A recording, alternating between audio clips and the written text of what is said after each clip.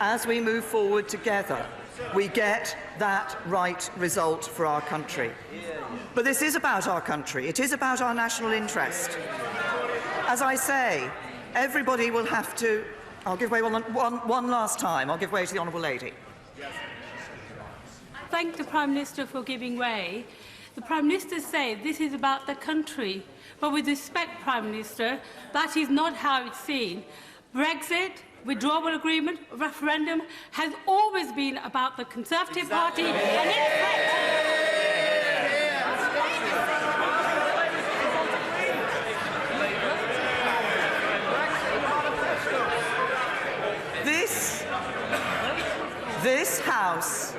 This House across all parties voted for a referendum. This House across all parties voted to trigger Article 50. Oh, sorry. I'm so sorry. I forget, of course, that the Scottish National Party always have a different view on this because they want to stay in the EU, they want to stay in the Common Agricultural Policy, they want to stay in the Common Fisheries Policy. No good for Scottish fishermen and Scottish farmers. I had said I would give one last time, but as I've just referenced the SNP, I will give way to the Honourable Gentleman. Well, it's some way to build compromise, Mr Speaker, but why did she never come forward to the Scottish Government and the Scottish National Party, offer wide sweeping reforms and devolution for employment law on welfare, for example, in order to give Scotland the power it needs to protect itself from the measures in her deal that it doesn't like? Instead, she stuck her head in the sand, and that's why she's got nowhere with the Scottish Government or the Scottish National Party. To the Honourable Gentleman, the Government has given the Scottish Government extra powers, and they're not using them. Oh, except, of course, the power to increase taxes in Scotland more than in the United Kingdom. So I say to members this: if you want to deliver Brexit, this is the moment. If you're passionate about making sure that the United Kingdom leaves the European Union, back this motion. If you care about our union and want a deal that protects it, back the motion. If you want to honour the referendum but want Parliament to shape our future relationship, back this motion. It's the right thing for our country, it's the right thing for our constituents, and with all my heart I commend this motion to the House.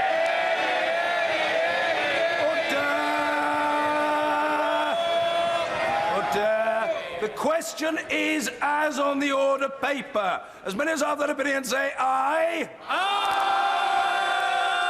Of the contrary, no. No! Division! Clear the lobby!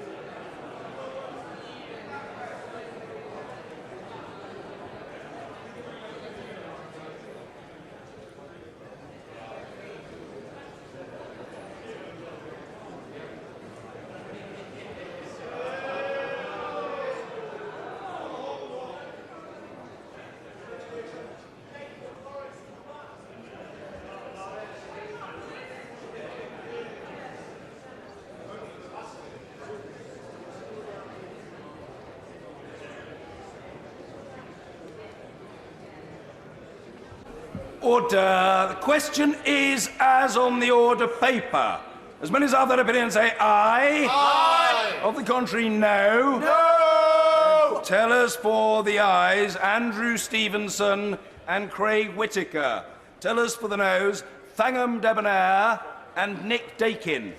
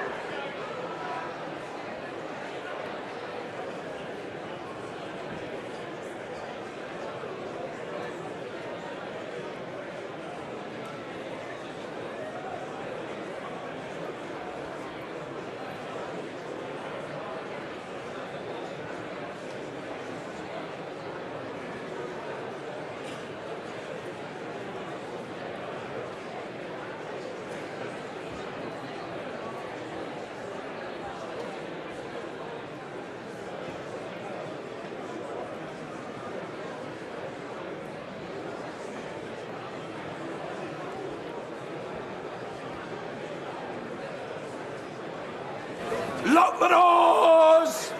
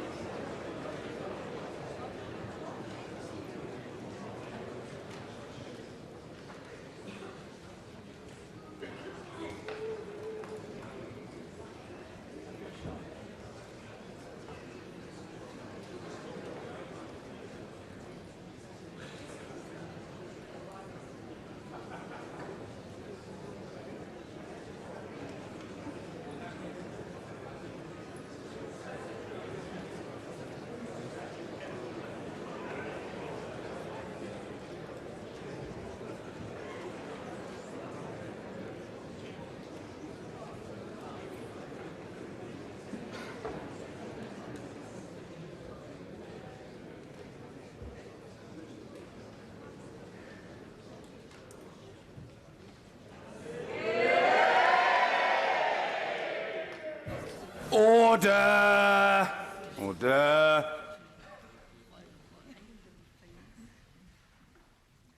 The ayes to the right, 286. The noes to the left, 344.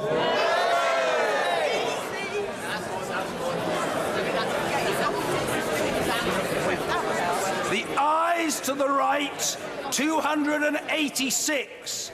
The noes to the left, 344. So the noes have it. The noes have it. Unlock. Point of order. The Prime Minister. Point of order, Mr. Speaker. Mr. Speaker, I think it should be a matter of profound regret to every member of this House that once again we have been unable to support leaving the European Union in an orderly fashion. The implications of the House's decision are grave. The legal default now is that the United Kingdom is due to leave the European Union on the 12th of April, in just 14 days' time. That is not enough time to agree, legislate for and ratify a deal, and yet the House has been clear it will not permit leaving without a deal. And so we will have to agree an alternative way forward. The European Union has been clear that any further extension will need to have a clear purpose and will need to be agreed unanimously by the heads of the other 27 member states ahead of the 12th of April. It is almost certain to involve the United Kingdom being required to hold European parliamentary elections. On Monday, this House will continue the process to see if there is a stable majority for a particular alternative version of our future relationship with the EU. Of course, all of the options will require the withdrawal agreement. Mr. Speaker, I fear we are reaching the limits of this process in this House. This House has rejected no deal. It has rejected no Brexit. On Wednesday, it rejected all the variations of the deal on the table. And today, it has rejected approving the withdrawal agreement alone and continuing a process on the future. This government will continue to press the case for the orderly Brexit that the result of the referendum demands. Point of order, Mr. Jeremy Corbyn. On a point of order, Mr. Speaker, this is now the third time the Prime Minister's deal has been rejected. When he was defeated the first time, the Prime Minister said it's clear this House does not support the deal. Does she now finally accept that the House does not support the deal? Because she seemed to indicate just now that she's going to return to this issue again. On Monday, this House has the chance, and I say to all members, Mr. Speaker, the responsibility to find a majority for a better deal for all the people of this country. Mr. Speaker, the House has been clear. This deal now has to change. There has to be an alternative found. And if the Prime Minister can't accept that, then she must go, not at an indeterminate date in the future, but now, so that we can decide the future of this country through a general election. Point of order, Mr. Ian Blackford.